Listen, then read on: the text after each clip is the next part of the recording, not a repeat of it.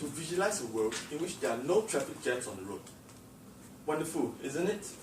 A thought of that always brings a smile to my face, as shown by all your friendly faces now. Good morning everyone, I'm Zhikai, and today I'll be telling you about a recent technology advancement that can revolutionize our lifestyles and bring that wonderful vision closer to reality. I'm referring, as some of us might have heard about, of the recent self-driving cars that debuted in none other than Singapore. An electric version, modeled after Google's own version of the driverless vehicles, was released by one of our local universities. Not NUS though, it's the other university. But I applaud all forms of innovation, and this particular one has the potential to drastically reduce traffic pile-up everywhere. In fact, the world's largest professional services firm, PricewaterhouseCoopers, has analyzed this technology and estimates that traffic accidents will be reduced by a whopping factor of 10. Now that you are hopefully convinced that autonomous or automatic vehicles aren't the subject of the distant future, let's learn a bit about the background of this technology. Google, one of the largest companies in the world, also has their own team working on this project. Their version, known as Google driverless cars, are powered by a software known as the Google Chauffeur. Fitting, isn't it? But let's just refer to them in the layman-friendly term, self-driving cars. After all, that's what they are. In fact, many huge automobile companies such as Mercedes, Volvo, and Nissan are also working on their own versions. So, with so many resources being channeled into this outlet, you might wonder, why aren't we driving these cars yet? It sure would be nice to be able to peacefully eat my breakfast on my way to school instead of having to frantically stuff my face in panic at every available traffic light. Well, fancy technology like this aren't without their barriers. Imagine sitting at the wheel of your car going at 70 km per hour. That's still normal, and I'm sure some of you are thinking, so slow, scared what? Now, imagine the same situation, but with your hands in your pockets. Exactly. Not as comfortable as you thought, isn't it?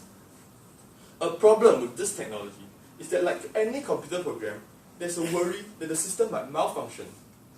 And such a system malfunctioning would have far more severe consequences than if your computer crashed and you lost all your saved work, or even worse, if your game character died.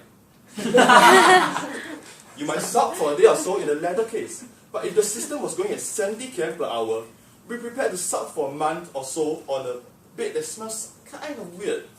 Some people might say that hospital beds smell clean, but let's be honest here, it smells weird. However, most of us will feel safer with our hands on the steering wheel.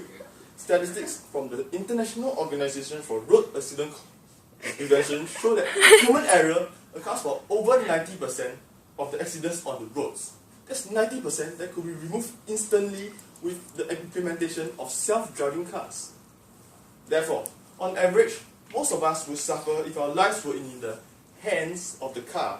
Although I'm sure some of you have mad skills, in which case, by all means, stick with the manual cars that we have today. While reducing the chances of accidents is all fine and dandy, some of us will be lucky enough to go through life without encountering a single accident on the road. Must be nice, huh? But none of us will ever go through life without being affected by an accident on the road. What do I mean? Have you noticed that sometimes the traffic becomes unreasonably slow? Even rush hour is rush hour, but without an accident on the road clogging up the traffic, you can always plan for rush hour without being late for your school or work, as the traffic still slows at a steady rate.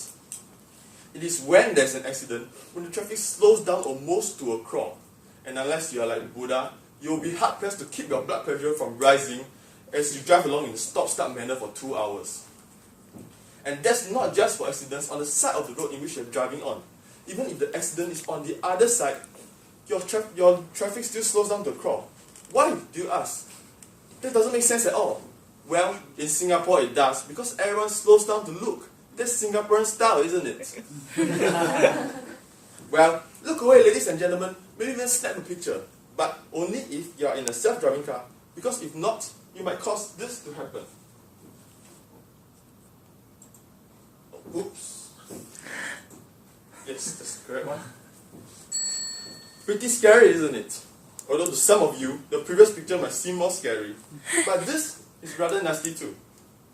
My point is that you'll be free to do as you please if you were seated in a self-driving car.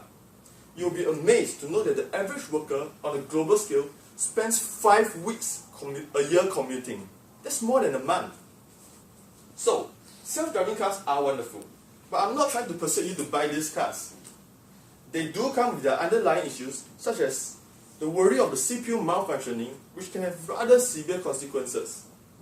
I leave it to you to judge for yourselves if the benefits of this technology, such as reduced chances of accidents and more free time, outweigh the cons, and if it is worthwhile to shell out a huge chunk of your monthly salary for a self-driving car, which would doubtlessly be even more expensive than a normal car, if that's even possible in Singapore. Therefore, be prepared for these cars to be available in a couple of years, and hopefully after this short speech, you'll be better equipped to consider purchasing such a vehicle when the time comes. Look, Mum, no hands!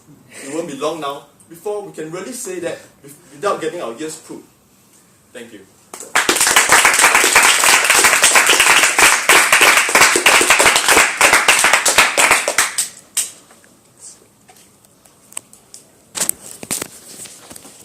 Yes, you all can see without me having to say, the improvements that are coming.